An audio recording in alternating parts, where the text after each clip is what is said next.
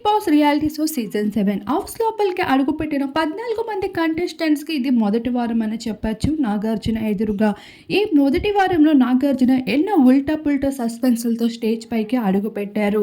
ఇప్పటివరకు వారంలో చేసిన కంటెస్టెంట్స్ తీరు కోసం ఒక్కొక్కరిగా కడిగి పారేస్తూ వచ్చేశారు. మరొక వైపు శివాజీని పొగుడుతూనే మరొక వైపు తిడుతూ కనిపించేశారు నాగార్జున. పల్లవి ప్రశాంత్ పైన బిగ్ బాస్ అయితే భారీ ఎక్స్పెక్టేషన్స్ పెట్టుకుంటూ వచ్చేసింది. హౌస్ లోపలికి వచ్చే ముందు ఏమనుకున్నావు, వచ్చాక నువ్వేం చేస్తున్నావు అంటూ కూడా నాగార్జున తనదైన రీతిలో ఒక పెద్ద క్లాస్ ఇస్తూ కనిపించేశారు. అయితే ఈ మొదటి వీక్ పెద్దగా కంటెస్టెంట్స్ని నాగార్జున ఏమీ అనలేదని చెప్పుకోవచ్చు.